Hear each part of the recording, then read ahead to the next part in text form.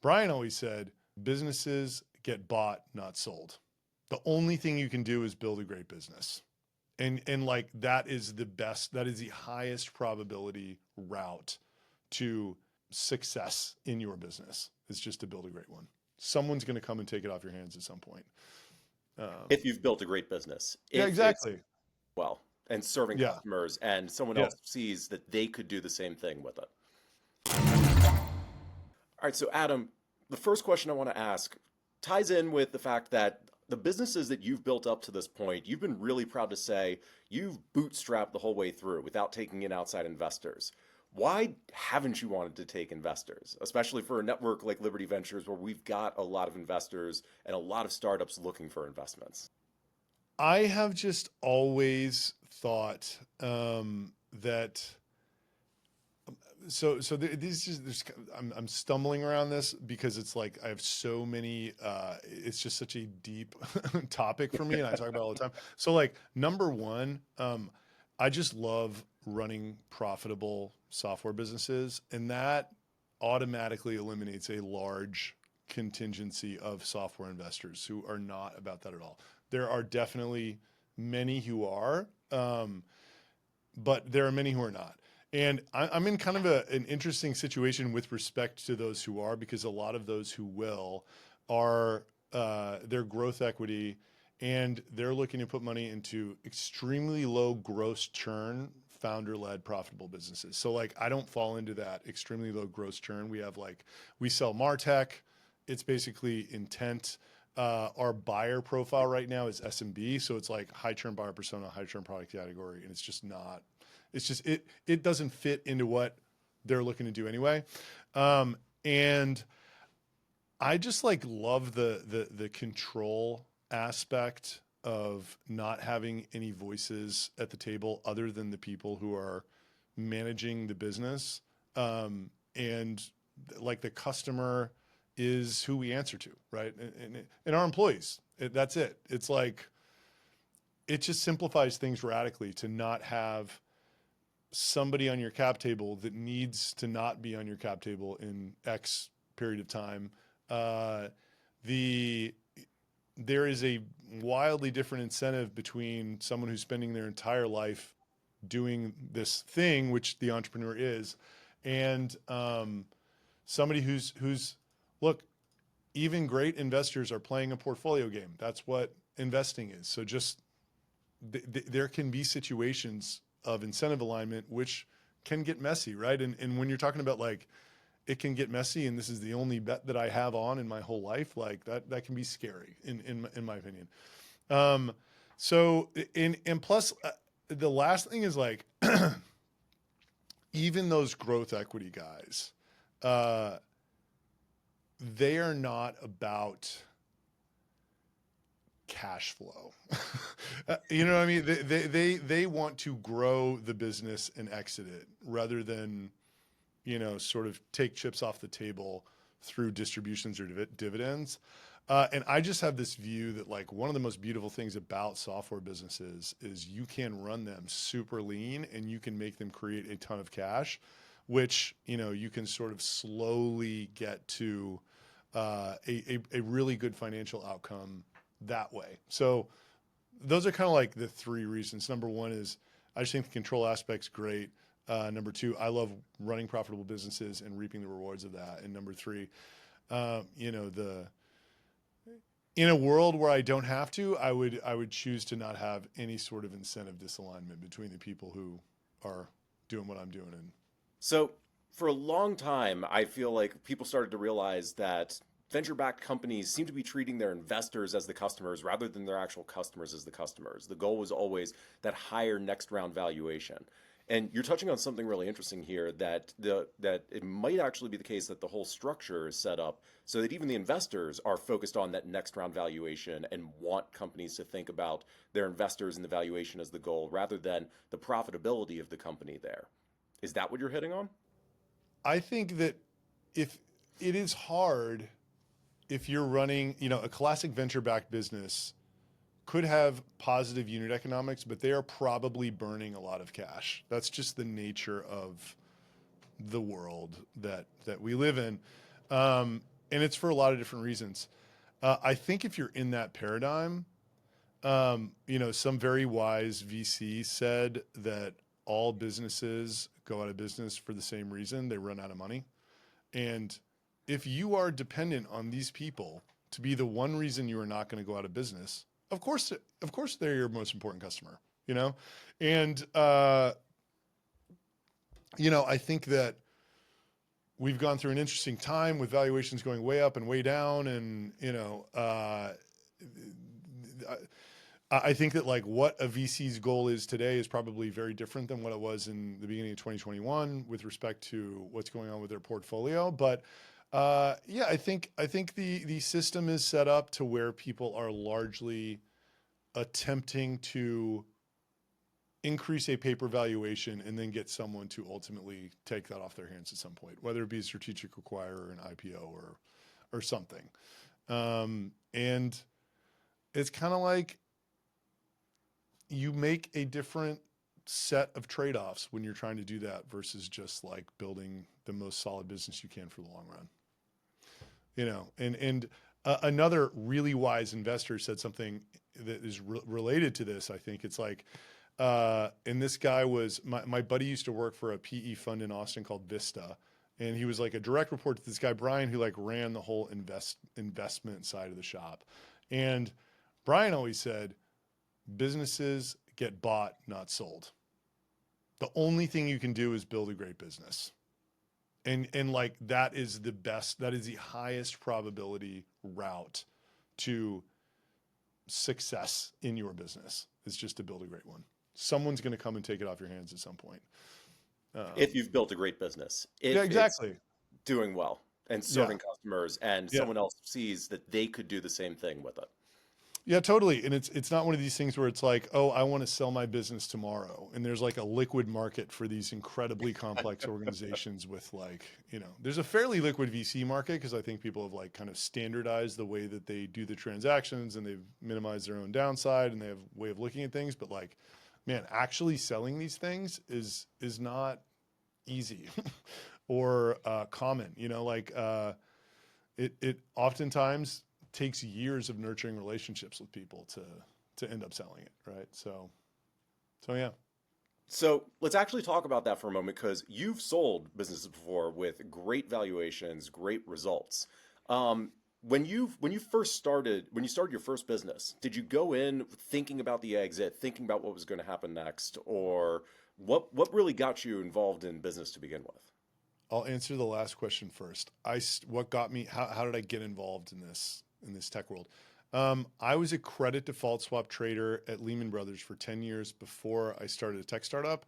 And my roommates in New York were building this website called Vimeo in the apartment that I was living in. Like literally the day I showed up, two of us went to our finance jobs and the other two were like in this bedroom coding this like HTML, homepage of Vimeo. So I wanted to do what they were doing the whole time I was in finance. I was in finance for like 10 years. So when I started my first company, I just wanted to be an entrepreneur. I wasn't really thinking about exiting.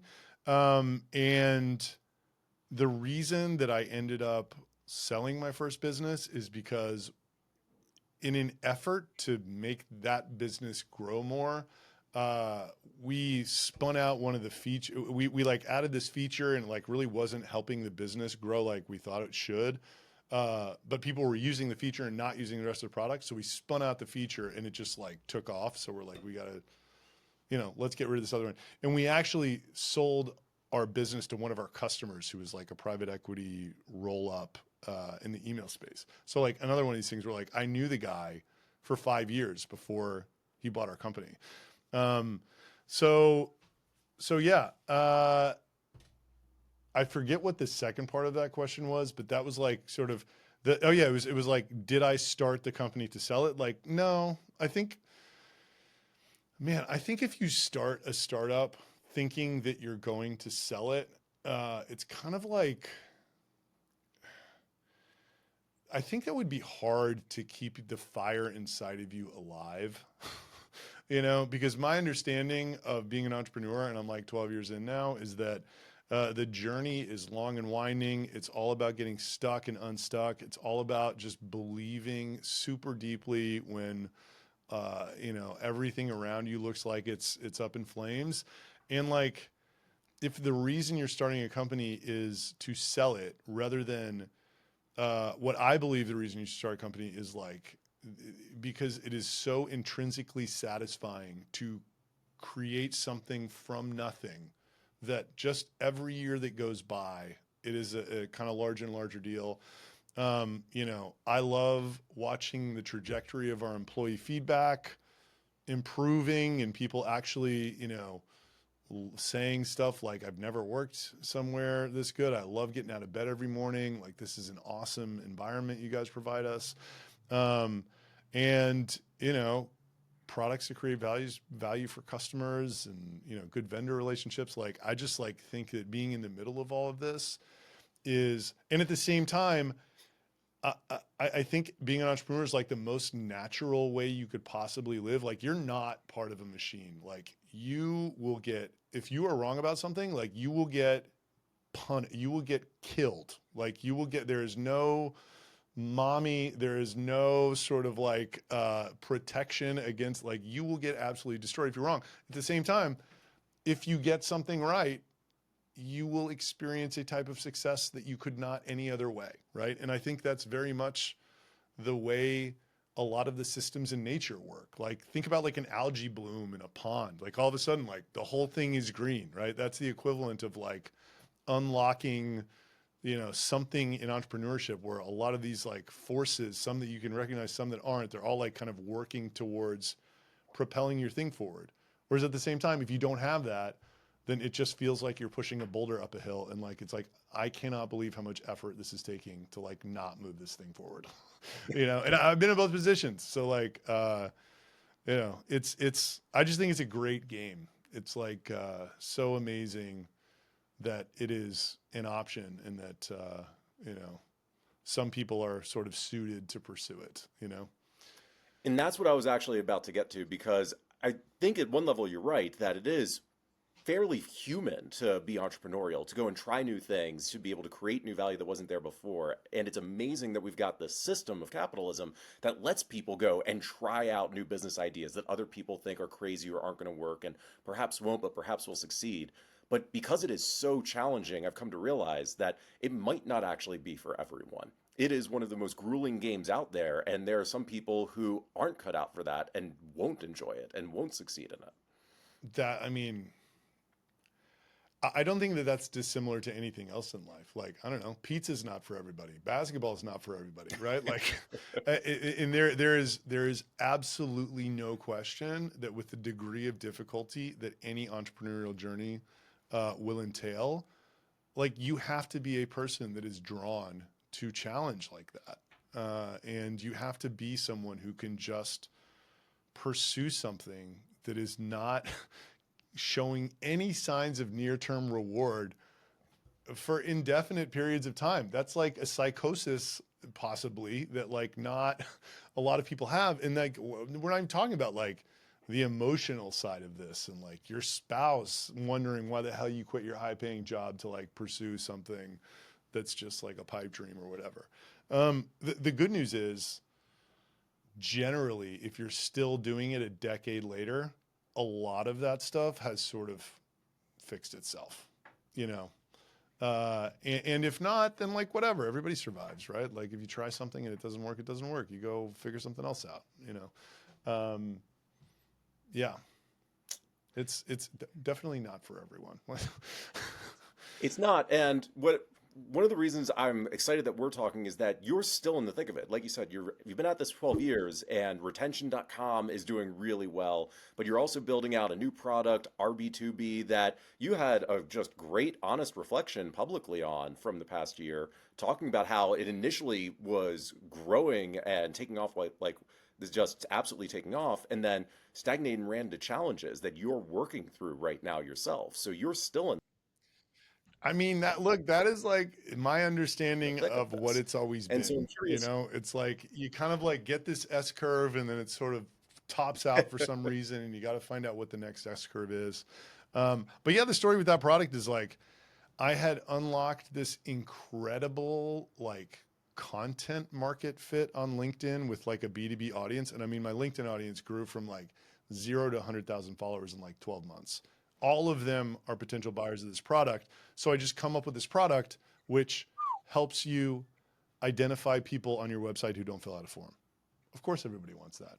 And the fundamental problem was 9 months later, I was kind of like telling people to use it the wrong way and telling them to evaluate success the wrong way. So I got a ton of people to sign up. I took all the friction out of like buying it as freemium and all this stuff. And basically, you know, we were saying that these visitors were leads, which is not the case.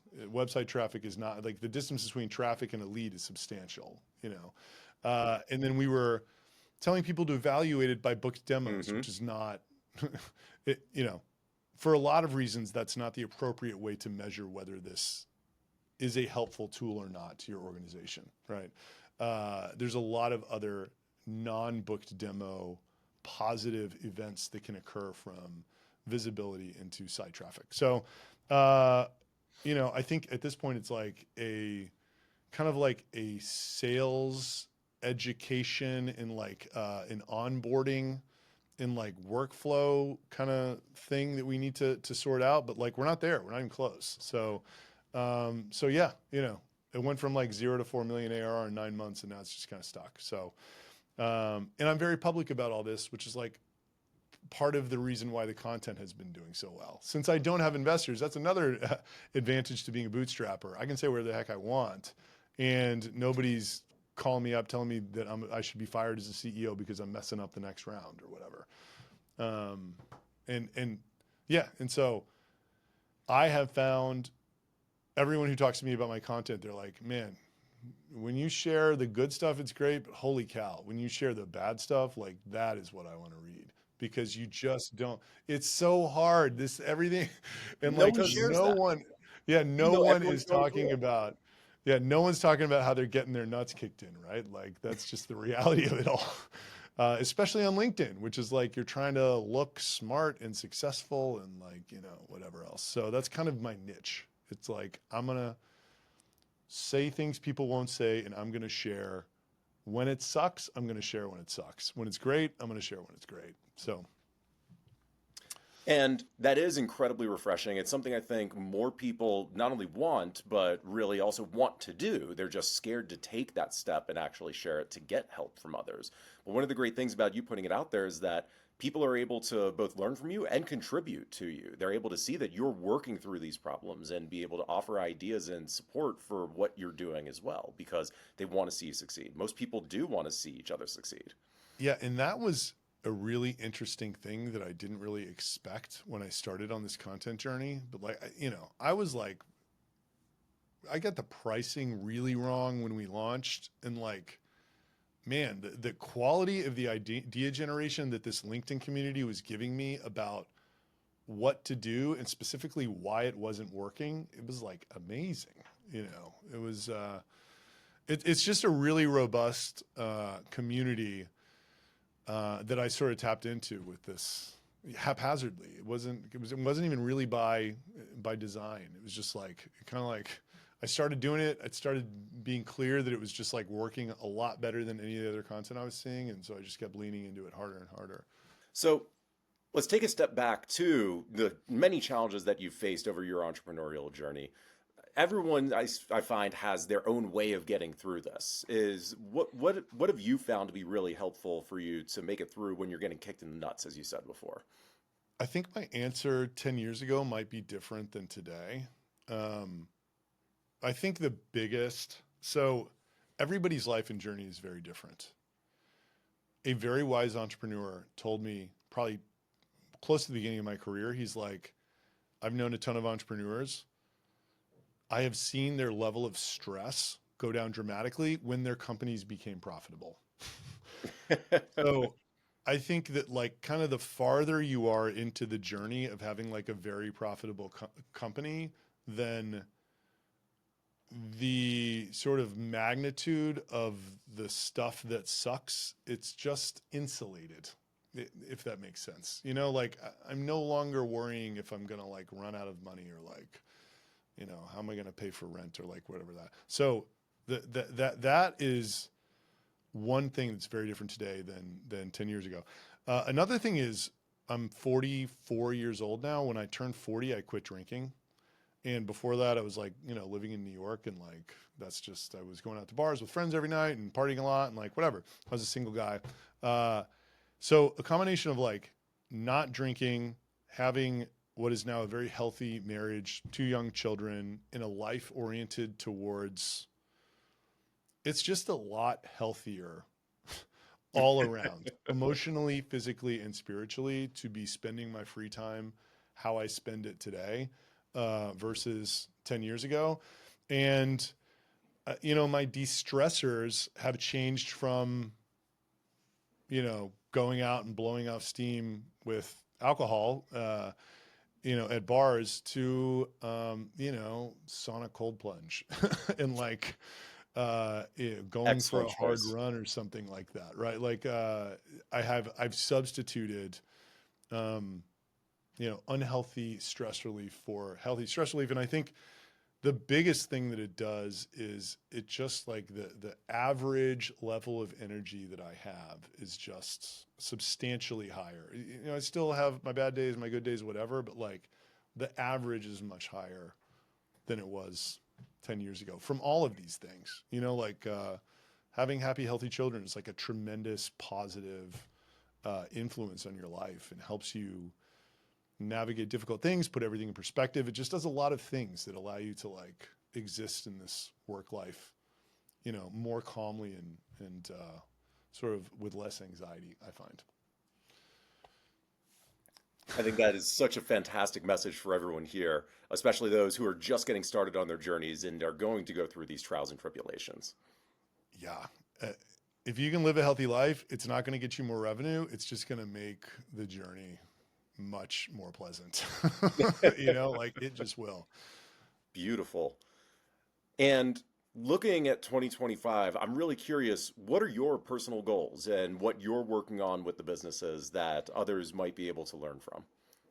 Yeah. So, like, uh, just for context, I operate this SaaS business called retention.com, and it's 25 million ARR. It's like a 50% profit margin. We're super lean. We have a team of 40 people, which is like very lean for typically 25 million ARR. People have somewhere between 150 and 250 employees.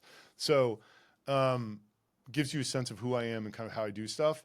And we have 4 different product lines. The biggest business is this. We sell to e-commerce companies, and it's a similar product to the identity product I was describing, but the workflows are for like abandoned carts and abandoned products. It's helping people expand the audiences that are being sent those messages. So within that product line, we closed our first true enterprise deal uh, like December 31st. Like we closed American Eagle, which is this like epic brand, a huge deal, Congratulations. land and expand. Yeah, just like took a year. Um, and we're coming out of the Shopify ecosystem. And there are a million reasons why if we can just replace our existing revenue from the Shopify ecosystem with revenue like American Eagle, it will be fantastic for us. You know, I mentioned churn earlier, like American Eagle will never churn. Like they spent so much time and energy implementing this that like no one can come in and say they have something cheaper and better and they'll leave. So uh, the only goal over there is just keep going up market. On the B2B side, as I mentioned before, some of the stuff we struggled with last year, it's just like really nailing down this education and implementation. I'm not even really focused on growth, but if we just like do that, it should just be much stickier revenue and it should grow some on its own. And then, you know, I mentioned I have this substantial personal brand in the LinkedIn world. We created a community last year, and the idea was to try to like kind of we have a freemium product, so 90% of our users don't pay us. The idea was like to get them to pay for community plus the paid version of the software, like the free guys. Uh, anyway, we're trying to like, a product line is trying to grow the revenue of that community. So it's like courses, basically, um, we have found that a lot of people who follow me, that, and I have found this in my own journey as being a founder, it's very easy to get ahead of yourself. And there's this idea of product market fit, especially with SaaS, but in any product, it's like you can, when your product is good enough, every single thing that you do will work because there's a tremendous word of mouth force that you can amplify. And it's all about just like picking the lowest hanging fruit. Like, and you can't really be wrong about anything because it all works. When you don't have that, nothing that you do will work. But I think a trap that founders can very easily fall into is they can look at people like me saying, oh, I'm doing cold email, I'm running thought leadership ads, I'm posting on LinkedIn, I'm like whatever else. And it's all working because that product, the RB2B, was like super hot and had great initial product market fit. And the reason it was all working was because of that. And it's very easy for them before they can really even articulate their value very clearly. They want to do all this growth hacking stuff. So yeah, it's interesting. So it's like most of them, the best service you could do to most 0 to 1 founders in software is to tell them to turn off the cold email, turn off the ads that you're running, turn off anything else you're trying to do for growth, fire the VAs that are doing whatever, and just work on your statement of value and stand in front of human beings in your target audience and try to say a statement of value that is so compelling that they're willing to then try your product and provide you feedback. And then eventually, when you're getting referrals that you're not asking for a couple a week, then it's maybe time to start like sending some email and like, you know, maybe running an ad or two or something like that. But everybody wants to try to push this product that is not ready yet. So we basically built a whole community around helping people kind of step on the scale and realize that they're overweight and that they should, you know what I mean? Like, help them realize that they're like wasting a bunch of time and money and energy trying to do all this growth hacking stuff, and that they need to just go back to the very basic customer discovery loop. And if they never get out of it, they never get out of it, but they saved a lot of money and time on all this other stuff that was never going to work. So yeah, that's like kind of working on all three of those things. Adam, I think that is just such a phenomenal way to end because that advice is invaluable for founders to not just focus on scaling, especially before they're ready for it, but really work on that value proposition with the handful of the early users to make sure that it's creating real value for them. And then when you're seeing the referrals come in, then you're ready to start to grow. That is just so on point. It is if I could just do one thing for every early stage founder, it would be that, because the odds are, I mean, it's hard. All of the content that you read that is out there for SaaS founders is like 9 tactics that worked in the last 9 months from in there. It's like, you look at the site, it's like, well, SEMrush is like doing this in SEO. It's like, yeah, the 300 million in revenue, like they're able to do a lot of things that we will not. So I hear you, man. Customer discovery is everything. I'll close on this extremely wise quote. One of my friend's investors said this to him. He's like, at your stage, if you're doing anything besides coding and talking to customers, you're wasting your time. Literally anything. Right? Like, think about that. And I believe that in the early stage. It's like, you need to have, it is so manual. You need to have as many conversations as humanly possible. And you need to somehow filter and distill and prioritize all that into getting something that is built that will then, you know, surprise and delight. That's the whole goal. That's it. Amazing. Adam, congratulations on everything that you've accomplished this past year and what's coming up. And thank you for sharing all of this with the Liberty Ventures Network. Hey, Alexander, thank you very much. Happy to help whenever I can. Appreciate it.